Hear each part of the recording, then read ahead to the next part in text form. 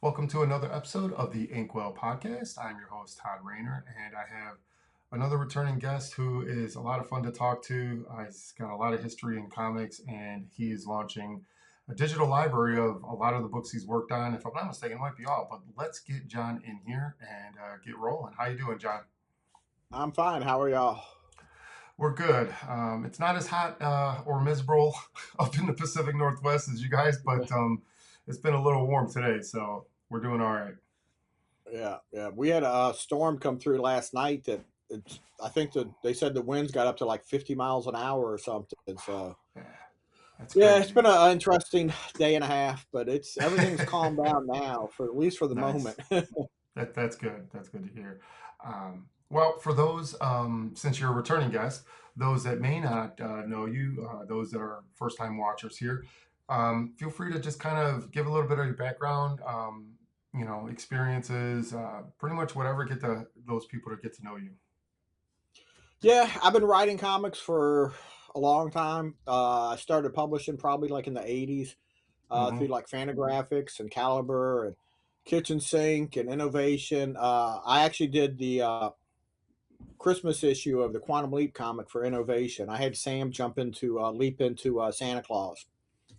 So Fun. I did a bunch of comics, uh, and then probably around the early 2000s, I moved more into self publishing. I still work with Hmm. some publishers. I work with Antarctica Press, Hmm. Insane Comics, It's Alive, and I actually signed a contract in the last month, maybe actually a little more than that now, with Source Point Press. Oh, So nice. yeah, that's pretty cool. I'm excited about that. And I still publish. I've just in the last couple months I've published three new comics. So Hmm. still publishing on my own. But if I can get a publisher to pick up a little of that, and publishers, a decent publisher has a little bigger reach than I do too. So that helps a lot. So Yeah, and even having like distribution also helps. yeah, yeah, You get yes, the marketing team behind all that and just that reach, right? So yeah, no, that definitely, sounds exciting. definitely. Yeah, I'm excited about it. It's like you said, it's going to give, it's going to get me in the catalogs. It'll, Hmm. Hmm. it'll get, hopefully it'll get me a little further out there with some of my stuff. And, but, at the same time, we're still trudging away, Hmm. self-publishing. I did, two issues of Akimi. I just, printed up, Hmm. Vampires versus Zombies, the first issue of it.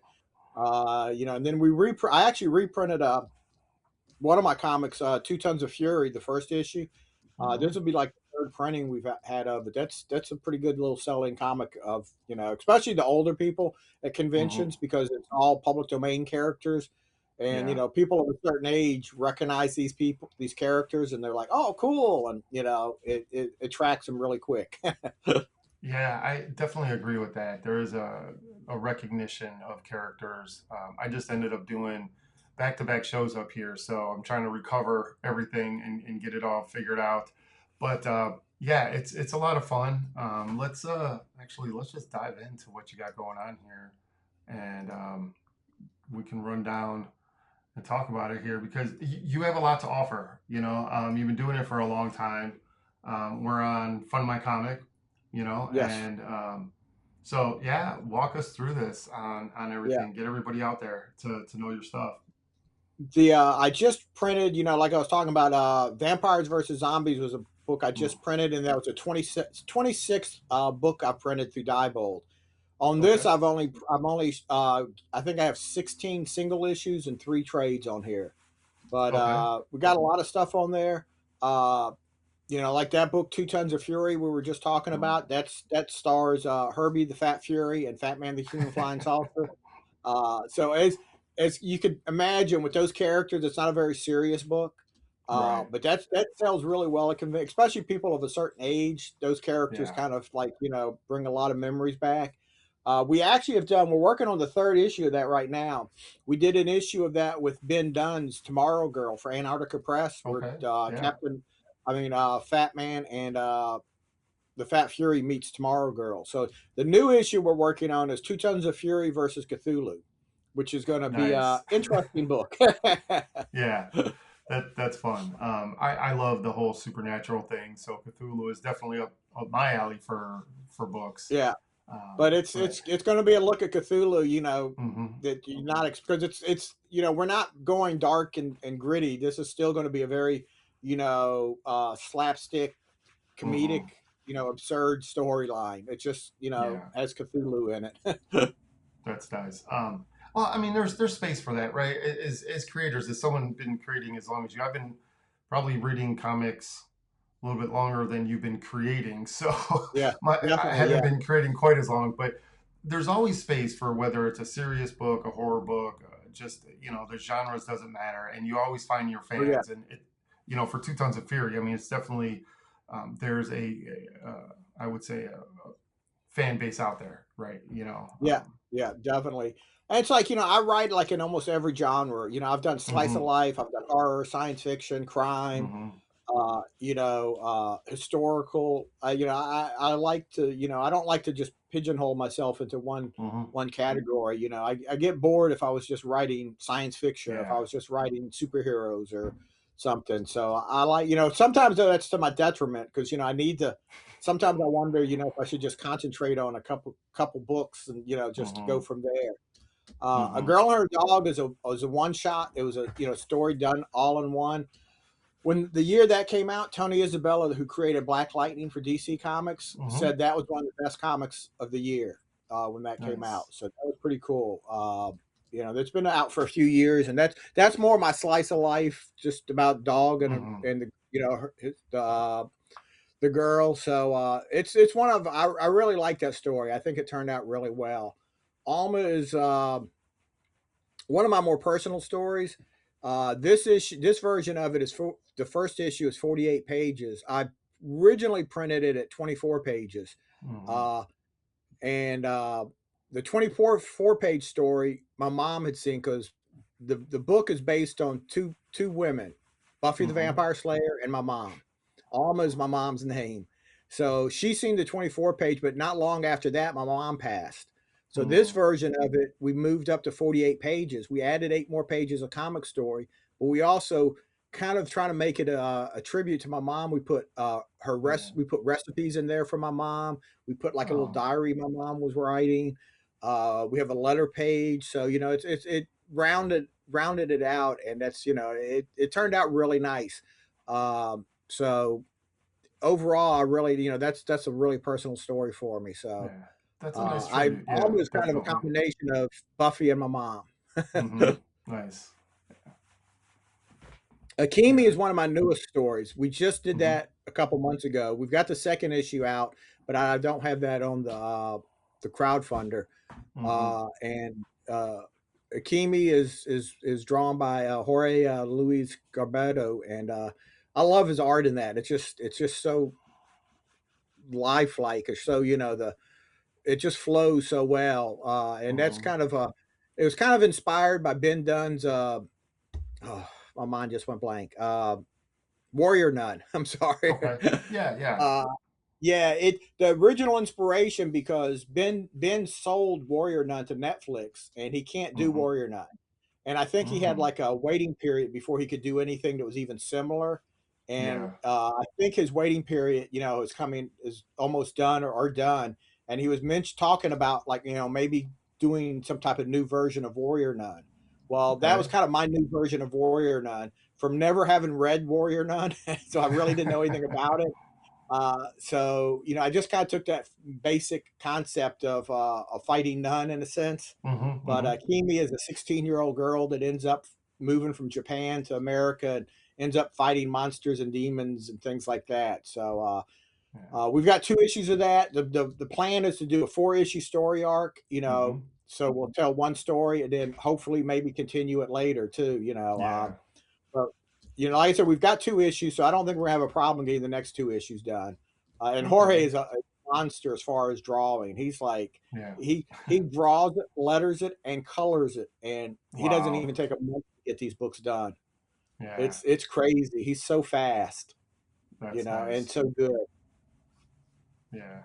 So Oh, it looks good. uh, Yeah, yeah, I love the book. Akemi has become a character that one of my favorite characters, that I've Hmm. created. So hopefully we'll go beyond 4 issues. So like I said, we're going to do at least 4 issues. Then we'll collect it in a trade, and we'll have the single issues and the trade out there.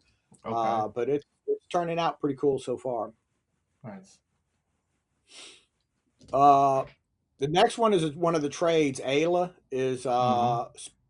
Speaker of the Dead. She's it's set in a slightly futuristic New Orleans after a major hurricane comes through and pretty much destroys the city, and the country at the time decides they don't want to rebuild New Orleans.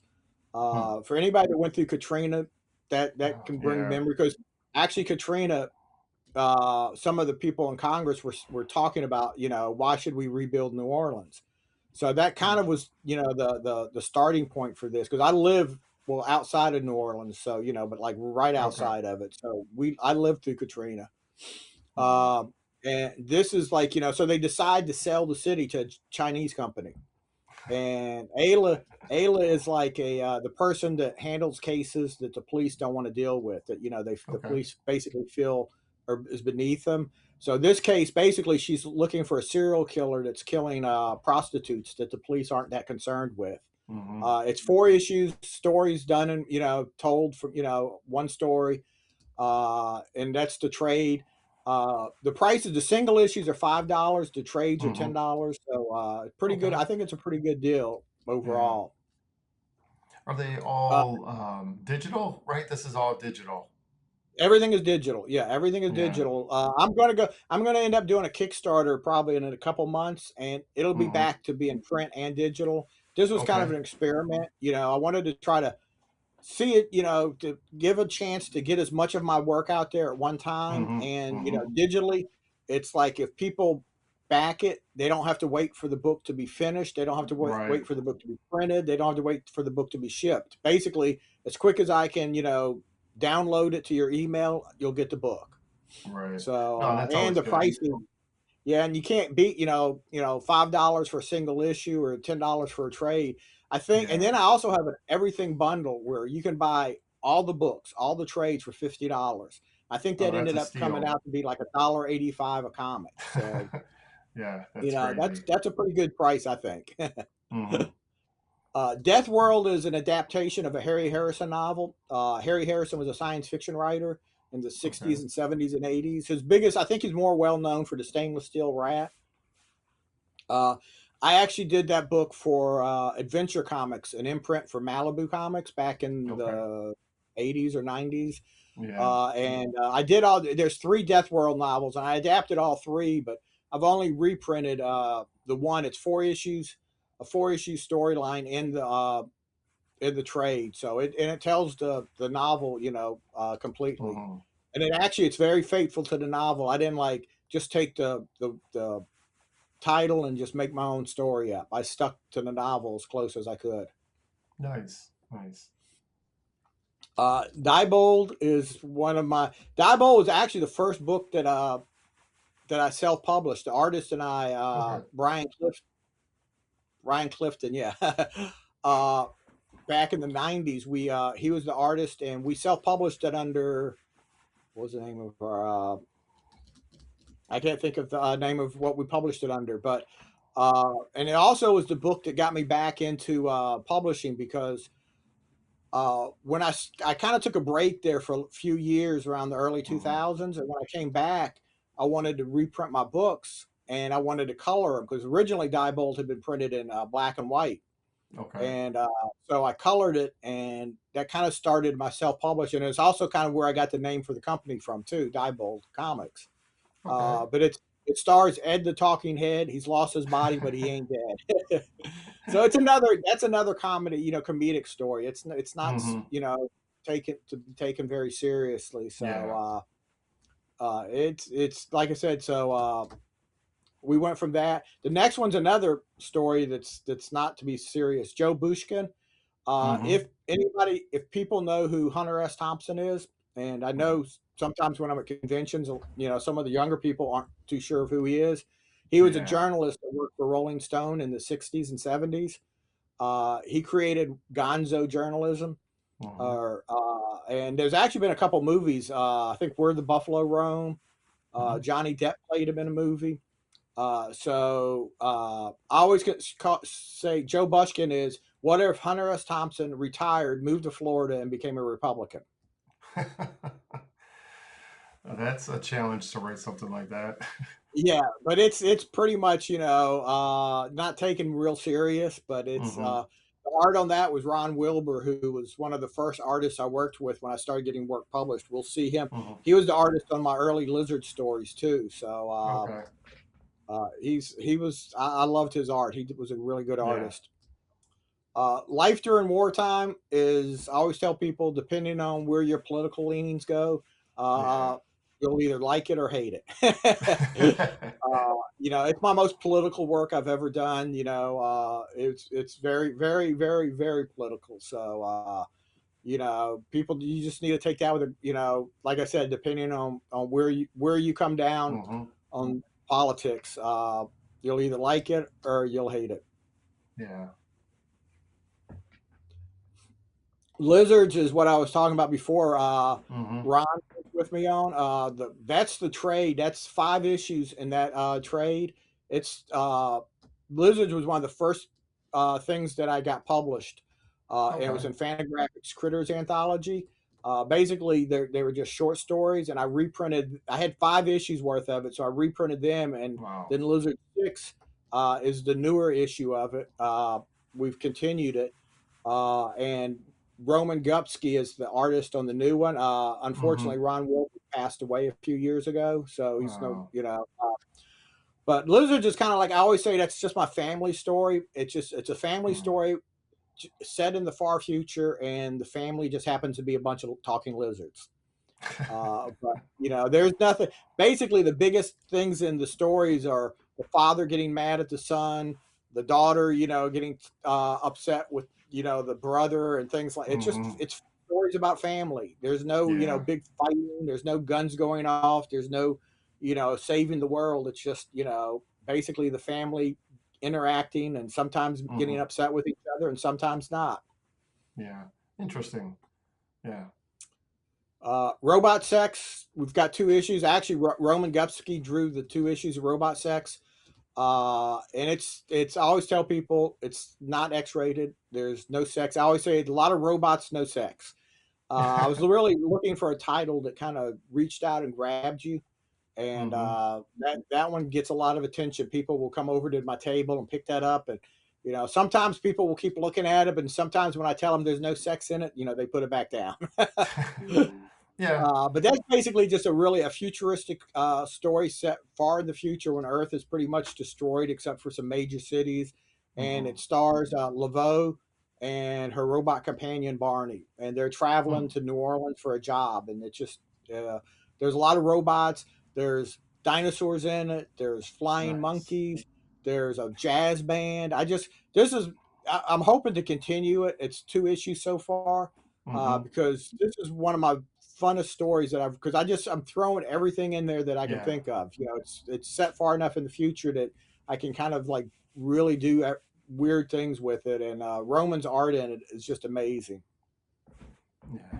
Yeah. It's fun when you can write a story with no holds bars. You can just like Yeah, put everything in the kitchen sink. It doesn't matter, and it works, right? As long as all these things kind of work within that world, it's a lot of fun to write yeah, that kind of stuff. yeah. Yeah. Now, Snapshots is my short story collection. When I first Okay. started writing comics, mostly what I wrote was short stories. I did like stories for Kitchen Sink's Death Rattle, Hmm. and I did my first story that got published was in the backup. Oh, excuse me, of Bill Loeb's Journey. Uh, Hmm. if anybody remembers Journey, which I think was one of the best comics ever done, and it was the art was by Sam Keith. And in Yeah. Snapshots, there's 5 stories in there that Sam Keith did the art for. Oh, nice. When we were both trying to break into comics, Sam and I had kind of met through the mail, and we were working together. So some of these stories are before he did almost anything. Yeah. So there's 4 stories in there that have been reprinted, and Fantagraphics did a collection of Sam's work, I Before E, which I Yeah. think that's on print now. But the fifth Yeah. story in here, I don't think has ever been reprinted. You know, I keep saying Okay. that, and so far nobody's been able to correct me. But Yeah. it's Dave Garcia did the pencils for it. Dave was creator of PandaCon with his wife Monica Hmm. Sharp, and the inks, Sam did the inks. So the fifth Okay. story has never been reprinted. So if you're a Sam Keith fan, this is really a book to grab. It's also got Hmm. stories by Ron Wilbur, art with Ron Wilbur and a bunch of other artists too. Because it's 64 pages and it's just a lot of short stories that I did with that came out like in the 80s and 90s. Hmm. No, that's awesome to work with such a legend like Sam Keith. Oh Rest in yeah, peace. and But Sam was, yeah. Sam was one of the nicest guys in the world. Hmm. And he was just even from the beginning, you could see his art already. He had that style, and he was already Hmm. good. From the beginning. Uh, and we stayed in touch for quite a long time, but in the last while we did lose touch. You know how you lose touch with people that Yeah. you're Yeah. not working together and things. And I didn't realize he was so sick when when I heard that he had passed. So, Yeah. but Sam was the nicest guy. He really was always a real nice guy.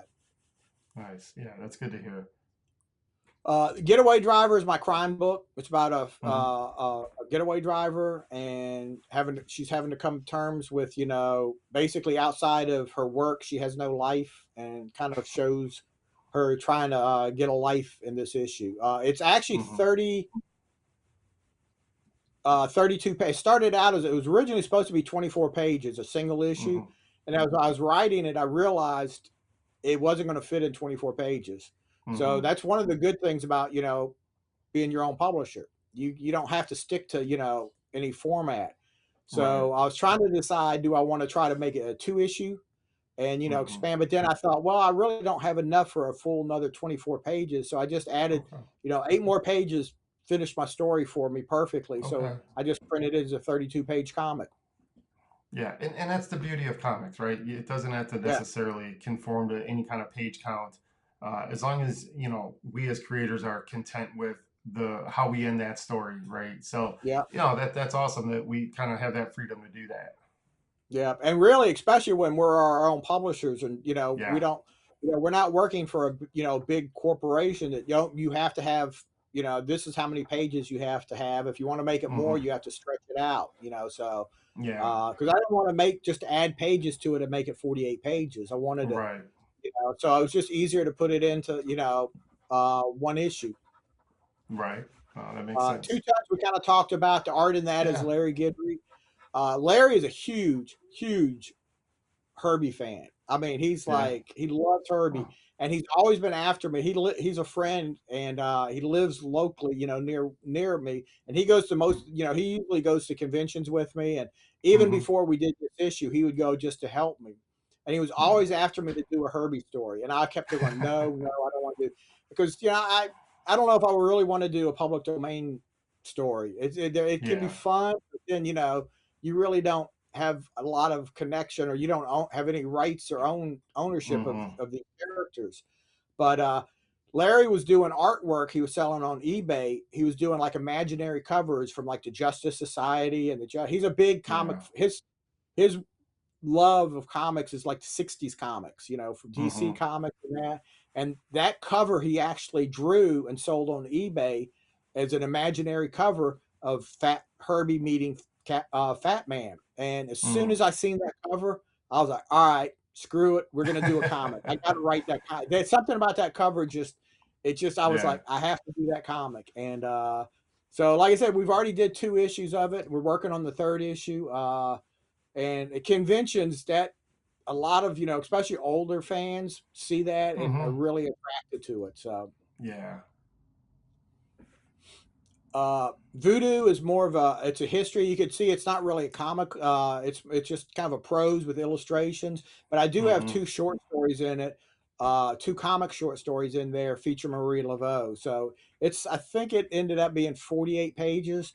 And it's Okay. just like a brief history of voodoo. I mean, voodoo is too big a subject to, fill, Yeah. for me to give a real history of it in that amount of time. Yeah. Nice. Marie Laveau, that's an 8-page comic that I give away free at conventions. If you sign up Okay. for my email list, you get that comic.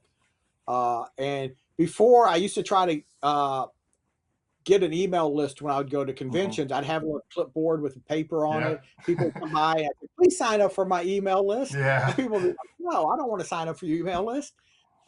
Since I've been using, giving the comic away for free, I think I've gotten over 400 signups for my email because Nice. people, one, they love something free, and Hmm. especially anything in my area, near New Orleans, Marie Laveau is a big, I mean, I've had people Right. like across the room see, because then I have a banner for it that I put on my table, and they'll Hmm. see the Marie Laveau free comic, and they just come flying to my table and say, "I want that comic."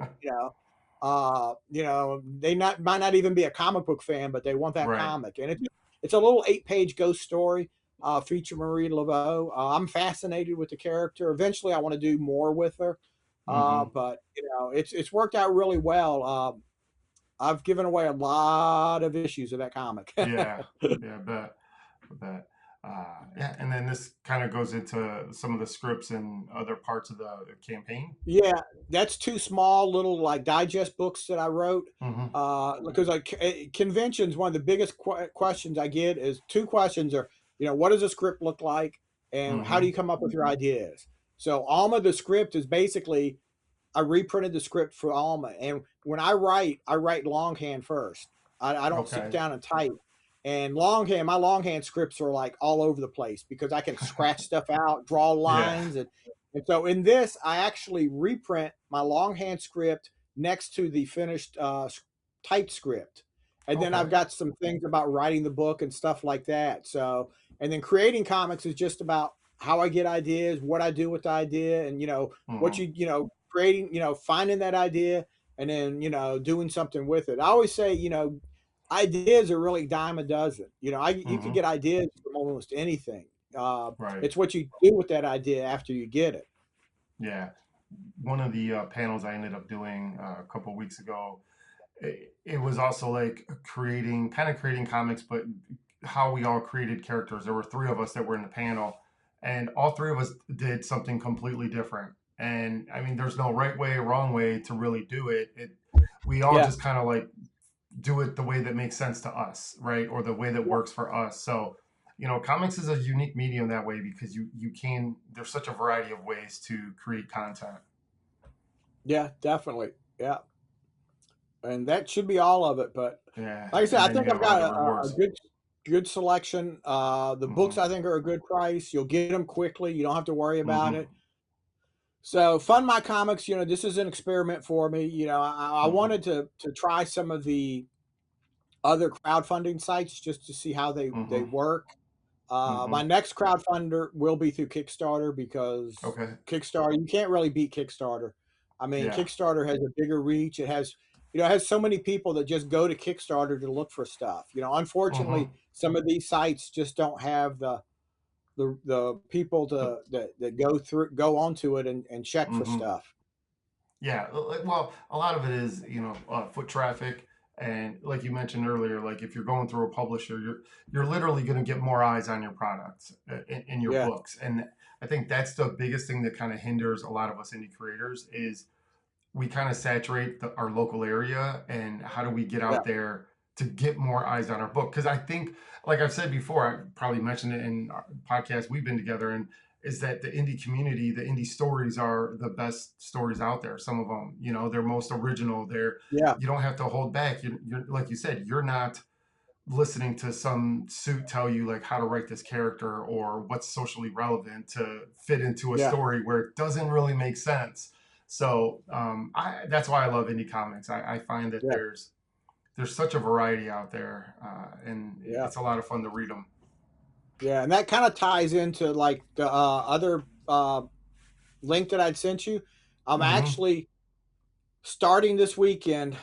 I have from July 11th to August 23rd. I am going to be Hmm. on the road every weekend at a convention. Okay. Oh wow. Uh, and because I kind of did like you're talking about how you can saturate your local area. I've Hmm. just, I'm reaching out beyond the local area. It's like Right. I'm going to Florida, I'm going to Okay. Alabama, Tennessee.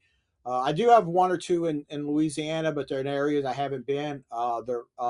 So And what I do, I thought about just the other day, actually, as I do this, I have a Substack, and I'm going to keep a journal like on the road, and Hmm. each every convention, I'm going to just write about going to the convention, how the convention was, and just whatever was going on at that time for every show from from July to the towards the end of August, and just kind of Yeah. keep a ongoing journal of how this went, because I thought that was it'd be kind of interesting. I'm one of those guys that always like to see how the sausage is made. I Yeah. love the back, the behind the scenes stuff.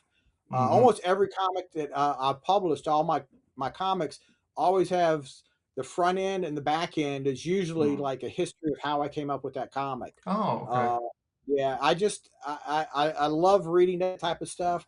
So I mean, I figure if you don't like it, you can just skip it. But if you're somebody that likes it, it just adds Yeah. a little bit more to the package. And I figure, well, I'm going to do this, and just if it doesn't kill me, by the middle of it, I may be just like too tired and too dead to do anything because like I said, this weekend I'm going to Jacksonville, and then I come back and go to Houma, Louisiana, which is about an hour and Hmm. a half from where I live. And then I Okay. go, I don't even know where I go next. I think I go to Alabama after that. And then I go Okay. back to Florida. I go to Cape Canaveral in Florida. So it's gonna be a lot of driving back and forth, but it's the most concentrated convention schedule I've made. So Hmm. I've already did some. Usually I do one or two a month, if that. And this Okay. just all kind of fell in place, and I was like, well, let's go for it. We'll see how it, it'll either kill me or maybe it'll be cool at the end of it. Like I said, it's Right. getting me out of the local conventions. I need to get out there and see people in other states. Right. Yeah, it's a hard call because I talk to a lot of creators, and it's, how do we balance the finance Yeah, side of it versus getting out there and getting more kind of viewers and readers and eyes on our products, and what's that worth, right? You go to a show, make some money, and you're like, I just had like 10 new readers, and hopefully those readers follow you on your social platforms and then your crowdfunding yeah, campaigns. So that turned into a kind of a lifelong fan. yeah, So what's that value? You know what I mean? Is it worth the driving and the hotels and the bad food, yeah. or good food? It depends, I guess, where you go, but you know, Yeah. yeah. Hopefully it'll, like you said, you don't know who's going to be at these conventions and who, Mm-hmm. like you said, who may end up being a lifelong fan. I've Mm-hmm. did some conventions, where I've done more than once, and uh, I've been surprised when people come up and like, oh, I bought your book the last time I saw you, and I Mm-hmm. really loved it, or I still, I remember when people come, I can't take that for granted. It just still means so Right. much when somebody tells me, hey, uh, I read your book. I loved it. I need, I'm waiting for the next issue or whatever. Mm-hmm. So, Right. uh, and, and it's just, you've got to get in front of people. And the only way that I can get in front of as many people as I need right now is doing conventions. Right. That's how it is for a lot of us. Unless you have a Yeah. distribution deal or you're working with like a larger publisher, it's that's the life it is. Right. We just drive Yeah. around and go to conventions and try to hopefully meet new people and meet new fans. But Yeah. Yeah. how long is your campaign going? Is it It's supposed to about, end the end of July, but I may okay? actually. That's one good thing about Fund My Comics is you can actually extend it. So I may Okay. go one more month because just to kind of keep it in front of people's eyes. Mm-hmm. Mm-hmm. Probably around September or October, we'll be dropping the Okay. Kickstarter for Vampires versus Zombies, Okay. uh, and we'll go from there. Yeah. Awesome. And where can people find you? You can find me at Substack is Mm-hmm. jholland.substack.com. You Okay. can find me on pretty much every social media. I'm on Okay. Facebook, Blue Sky, Threads, Mm-hmm. Instagram, whatever. If it's a social media, I'm probably on it. Okay. So I'm either under that. Most of it, I'm under Diebold Comics. Some of them, like Mm-hmm. Facebook, I'm under my name. I don't know. I do have a Diebold Comics on Facebook, but for some reason, Mm-hmm. that the Diebold Comics page just doesn't seem to work that well. Yeah. So I do most of my posting under my own name Okay. but pretty much anytime I post anything about the comics, I post everywhere. You know, you'll see, Yeah. Okay. on Twitter and I post all over the place. The Substack, I try to update that as regularly as possible. It's going to be getting updated a lot more in the next month. With all these conventions. Mm-hmm. Uh, Mm-hmm. but I've tried before Substack. I had tried like so many different places, and I just Yeah. never seemed to stick with something. And Substack has really worked out. I write about comics, I write about writing, I write about my Mm-hmm. life, I write about anything that kind of catches my attention that I want to write Mm-hmm. about. I can write an article about. Yeah. I've put reprinted some of my comics on Substack, so you can see Nice. some of that stuff for Yeah. free. And the Substack is free. There's no paywall, so you don't have Okay. to. I'm not going to be like, okay, here's the first half page, and then you have to Yeah. pay to read the rest. Yeah. Now I do have a tier that you can subscribe to and help me, help Mm-hmm. fund, these convention trips and fund me paying for artists and fund me for Yeah. printing. All this stuff's expensive, but that's out of the kindness of your heart. I'm not Right. asking you, to read anything that you have to pay for anything. So, Right. and then you can subscribe to it for free also. But Okay. Substack is working out really well. I like it. Every now and then I'll take a little break from it just because I forget. I get busy with stuff. But I've been pretty Mm-hmm. well about posting on that almost weekly, if not more. Sometimes I'll post Okay. like every day, and then I might not post again for a week and a half. But Okay. it stays pretty well updated. I used to do like I had tried a Patreon, and some reason the Mm-hmm. Patreon didn't work for me. I tried a Yeah. website, and that didn't seem to work for me. It's like all these different things, but this one seems to be working for me. So Okay. That's awesome. Yeah, it's hard. I think we end up, as you know, we wear a ton of different hats. We have to kind of be in charge of everything, make decisions, market ourselves, and go out and do the kind of the feet on the ground, right? We have to get out there and yeah, just meet the fans and then set up all these like crowdfunding campaigns. So yes. it can definitely be a lot of work. And I look forward to having you on again. I mean, it's been a lot of fun chatting and catching up, and Thank you. I appreciate you being on. I appreciate you having me. I always enjoy talking to you. All right, well, thanks, and we will see you all on the next episode. Thank you. Bye. All right, Mhm. bye.